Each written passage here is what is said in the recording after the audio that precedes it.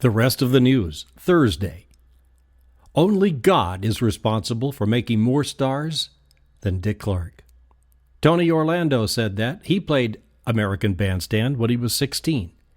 CNN calls Dick Clark the man who introduced America to rock and roll. Hello, this is Dan Earhart. Levon Helm and Robbie Robertson hadn't spoken in decades from disputes over songwriting royalties, maybe egos. Sunday, the former band members visited in Levon's hospital room one last time, and they made up. A British survey taken on thousands of people of all ages tells that we really do like to be by the sea. Any outdoors visit with nature was found to be pleasant and nurturing, but a trip to the beach, that's our favorite. Researchers think it may be hardwired into our brains. That beach in Britain will be chilly this spring. Forecasters are predicting the coldest May in 100 years for the UK, following one of the wettest Aprils.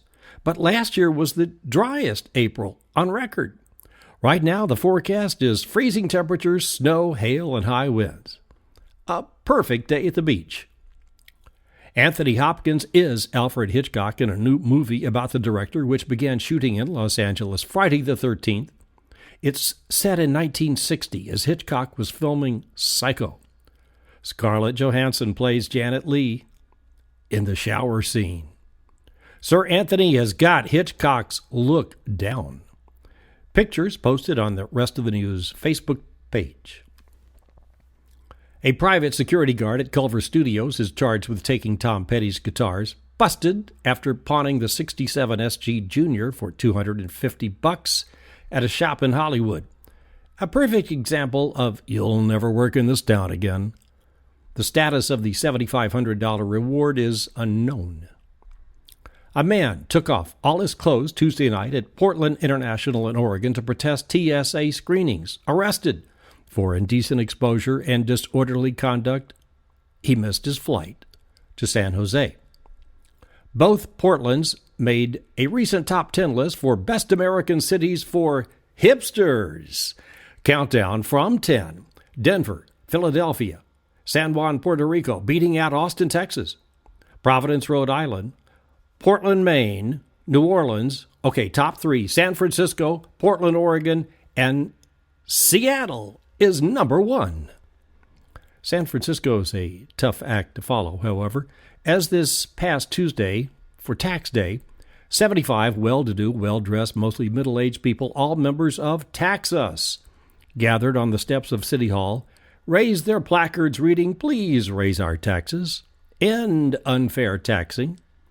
They call themselves the 5%ers and say it's a simple idea of shared sacrifice. A real estate developer gave a speech to the crowd that the income gap is widening, money does not trickle down, but stays in private jets. Yesterday, President Obama, speaking in Lorain, Ohio, said in this country, prosperity doesn't trickle down. It grows from the bottom up. Surveys predict a close race in November, but this is telling. Michelle has a 71% favorability rating versus Ann's 41%. In addition to being Tax Day, Tuesday was also Equal Pay Day, and the day Lilly Ledbetter asked Mitt Romney if he would have signed the legislation that bears her name, which was the first act President Obama signed in office. Romney declined to answer, leading Lilly Ledbetter to conclude that he wouldn't commit to fighting for her and millions of other women. There's a big pay gap range in America. At the best is Washington, D.C., at a 91% pay ratio for women, and at the worst, 64% in Wyoming. Governor Scott Walker used Equal Pay Day to defend his recent repeal of the Wisconsin Equal Pay Enforcement Act by saying, "Lawyers just use the law to clog up the system." Well, the Golden State came in at a pretty respectable number 3 on the pay gap chart after D.C., and then it was Vermont. Tomorrow, look for the big premiere of California 90420. Until then, thank you for listening and sharing. Always appreciated. This is Dan Earhart, therestofthenews.com.